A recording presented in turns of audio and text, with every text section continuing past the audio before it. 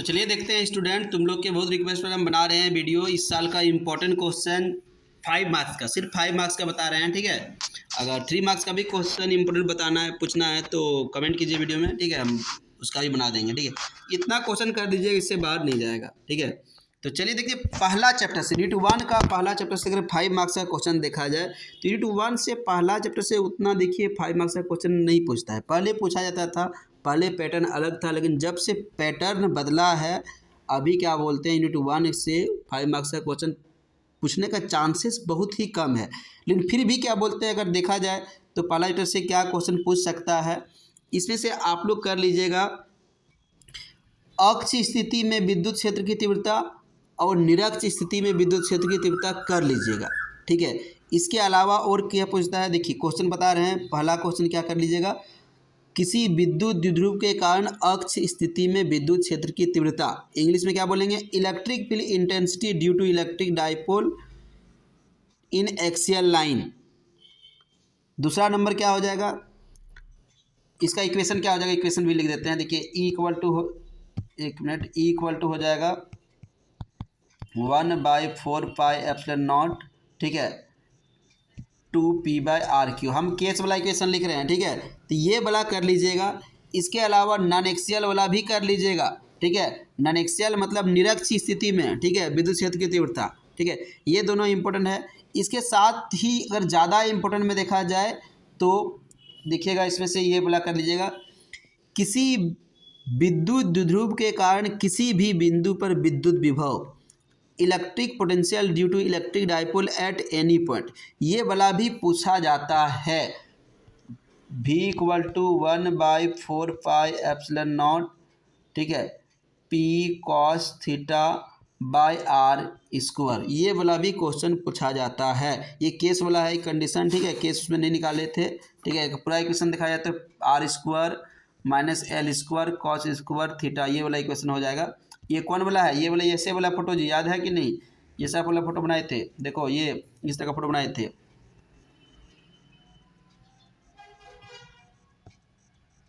इस तरह फोटो नहीं बनाए थे, तो ये वाला है, ठीक है।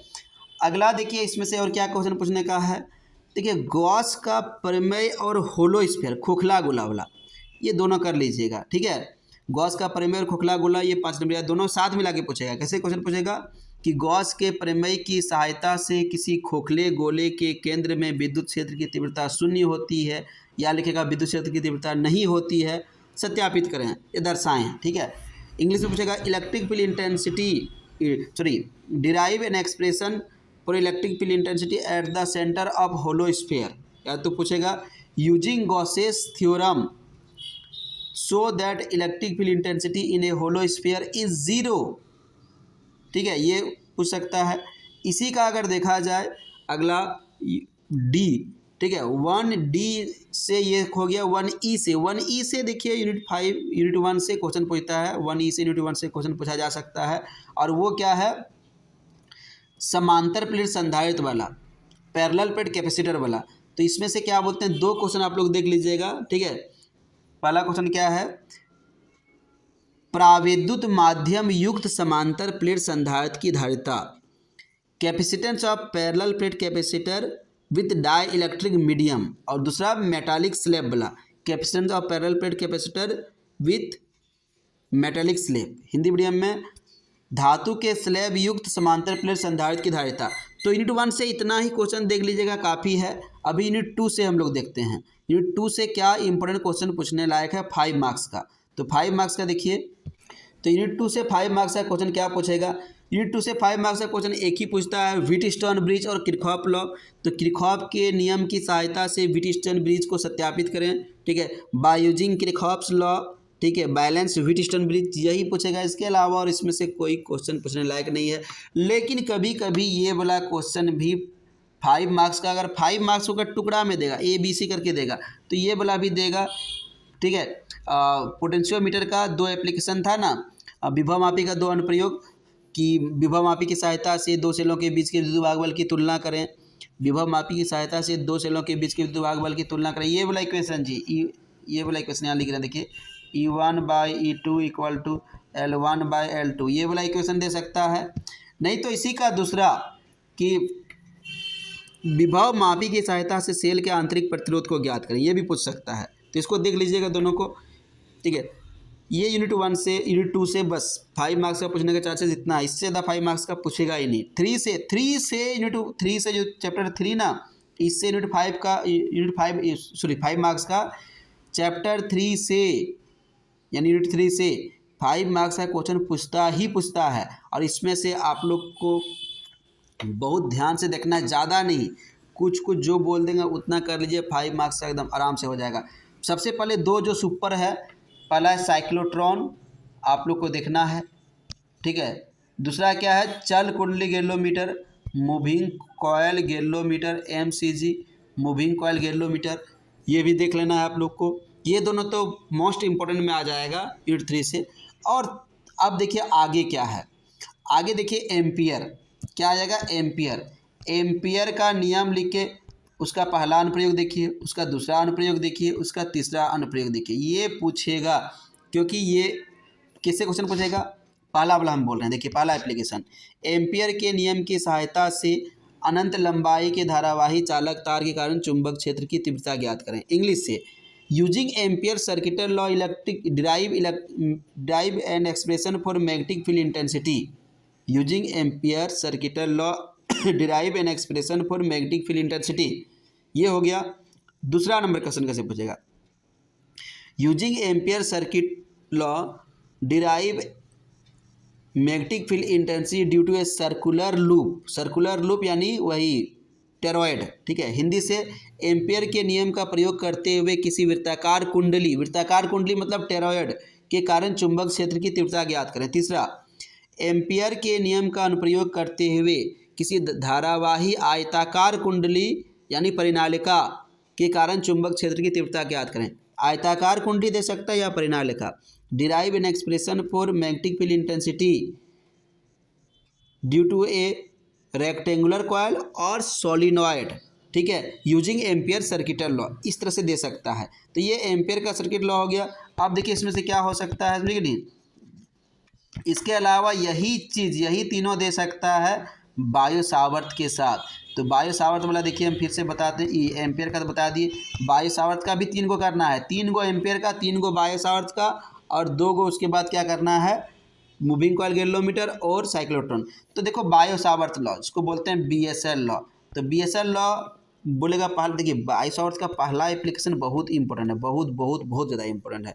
ये 5 नंबर का पूछ देता है, पूछेगा कि बायो सावर्त के नियम को लिखें तथा इसकी सहायता से अनंत लंबाई के धारावाही चालक तार के कारण चुंबक क्षेत्र की तीव्रता को ज्ञात करें।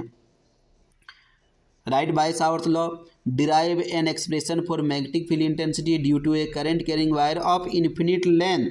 दूसरा एप्लीकेशन वही पूछेगा, बायो सावर्त के नियम को लिखें, और पूछेगा कि बायो इसकी सहायता से किसी वृत्ताकार कुंडली के केंद्र में, देखिए 2 बात याद रखिएगा, केंद्र में वो अक्ष में, अक्ष बोलेगा तीसरा एप्लीकेशन हो जाएगा और केंद्र बोलेगा दूसरा एप्लीकेशन हो जाएगा। देखिए अक्ष बोलेगा तो ये इस तरह का नहीं बनाए थे, इस तरह का फोटो याद रखिए, इस तरह का, यहाँ ढेरी ऐसे बनाए थे, ऐसे बनाए थे, ये वाला हो जाएगा। और अगर ये बोलेगा, क्या बोलेंगे, केंद्र में बोलेगा, केंद्र बोलेगा तो ये वाला हो जाएगा, ये वाला जी ऐसे नहीं बनाए थे, ये हो जाएगा केंद्र वाला, लेकिन ये बोलेगा अक्ष वाला, ठीक है। ये सेकेंड एप्लीकेशन, ये थर्ड एप्लीकेशन याद रखिएगा, इंग्लिश मीडियम वाले। सेकेंड बोल रहे हैं, derive an expression for magnetic field intensity at the centre of a circular coil. और थर्ड नंबर में, derive an expression for magnetic field intensity at the axis of a circular coil. दोनों में circular coil बोलेगा, एक में centre में बोलेगा, एक में एक्सिस में बोलेगा, ठीक है। तो ये यूनिट 3 का 5 मार्क्स का क्वेश्चन है, 5 मार्क्स का क्वेश्चन यूनिट 3 में, इसके अलावा नहीं पूछेगा। चलिए यूनिट 4 का जाते हैं। 4 में दे सकता है, LCR में पावर दे सकता है, LCR में पावर दे सकता है। इसका इक्वेशन क्या होता है जानते हैं आप लोग, P = VRMS IRMS cos phi। दूसरा दे सकता है, मोस्ट इंपॉर्टेंट देखा जाए तो ट्रांसफार्मर और क्या बोल सकते हैं कि AC जनरेटर, ट्रांसफार्मर और AC जनरेटर, ये इसका मोस्ट इंपॉर्टेंट है। उसमें भी मोस्ट इंपॉर्टेंट देखेंगे तो ट्रांसफार्मर ही इसमें से 5 मार्क्स का पूछता है, ठीक है। और LCR में पावर पूछेगा। यूनिट 5 में से 5 मार्क्स का एक भी क्वेश्चन नहीं पूछेगा। 6 में से कुछ इंपॉर्टेंट क्वेश्चन है। 6 में तो पूछता ही है, पूछता है। देखिए 6 से एक क्वेश्चन 5 मार्क्स का पूछेगा, चाहे कुछ भी हो जाए पूछेगा ही, चाहे कुछ भी हो जाए, प्रत्येक साल पूछता है 5 मार्क्स का। और इस बार देखना है आप लोग को, ठीक है। देखिए पहले तो ये वाला आप लोग देख लीजिएगा, μ2/v minus μ1/u equal to μ2 minus μ1/r।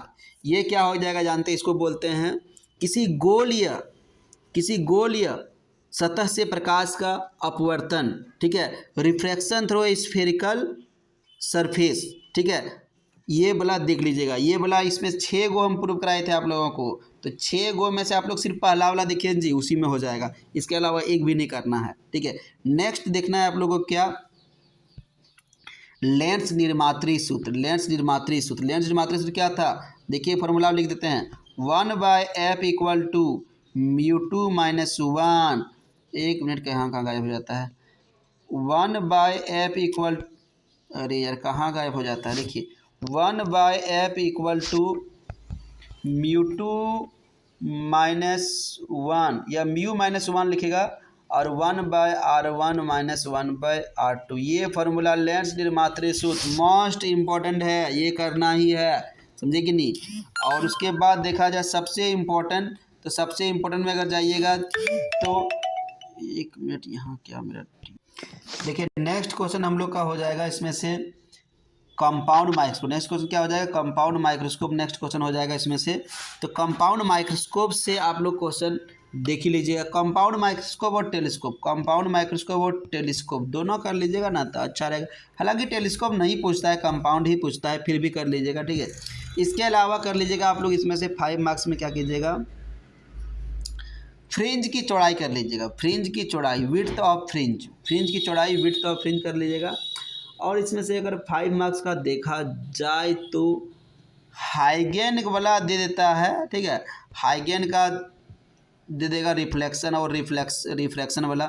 हाइगेन का नियम लिख के, हाइगेंस का जो द्वितीयक तरंगे का सिद्धांत है, हाइगेंस का सेकेंडरी जो वेव है ना उसके बारे में देता है, और उसका रिफ्लेक्शन और रिफ्रैक्शन का अपवर्तन परावर्तन का नियम देता है, ठीक है। उसके बाद 7 से 5 मार्क्स का नहीं पूछेगा, 7 से 5 मार्क्स का नहीं पूछेगा, 8 से नहीं पूछेगा, ठीक है, 9 से भी नहीं 8 से एक क्वेश्चन देख लीजिएगा, 8 से देख लीजिएगा, 8 से एक क्वेश्चन देख लीजिएगा, ठीक है, 8 से एक क्वेश्चन देख लीजिएगा। 8 से कौन सा क्वेश्चन देखिएगा आप लोग बताते हैं, पूछेगा कि रेडियो सक्रिय विघटन के नियम को लिखें तथा रदरफोर्ड सोडी के गणित रूप को लिखें। ये वाला जी क्या बोलते हैं इसको, n equal to n0 e⁻ minus lambda t, ये वाला देख लीजिएगा, रदरफोर्ड सोडी का नियम, ठीक है। तो रदरफोर्ड सोडी लॉ, ठीक है। और 9 से उसके बाद भी आ जाएगा, 9 से नहीं पूछेगा, 10 से भी नहीं पूछेगा, 5 मार्क्स का। तो 5 मार्क्स का इतना क्वेश्चन आप लोग करना है, गिना चुना ही क्वेश्चन, लगभग 10 से 15 क्वेश्चन बताएंगे हम, 15 क्वेश्चन 6, हाँ वही लगभग 15-20 क्वेश्चन बताएंगे। तो 5 मार्क्स का इसमें दोनों क्वेश्चन, 3 क्वेश्चन पूछता है 5 मार्क्स का, तीनों क्वेश्चन आ जाएगा, एक चीज़ जान लीजिए, ठीक है। तो इतना ही क्वेश्चन कर लीजिए अच्छा से, ठीक है। तो अगर 3 मार्क्स का क्वेश्चन चाहिए तो आप लोग मैसेज कीजिए, हम बना देंगे, ठीक है। और ऑब्जेक्टिव तो इम्पोर्टेंट, इतना ऑब्जेक्टिव डाल दे इम्पोर्टेंट नहीं, इसको कर लीजिए, इससे बाहर नहीं जा सकता है, ठीक है। और एक चीज़ है ज़रूरी, आप लोग चैनल को सब्सक्राइब कीजिए, वीडियो को लाइक कीजिए, और किस तरह का वीडियो चाहिए कमेंट कीजिए, और किस टॉपिक पर वीडियो चाहिए तो हम बना सकते हैं, ठीक है। तो आप लोग टॉपिक का नाम लिख के भेजिए। धन्यवाद, जय हिंद।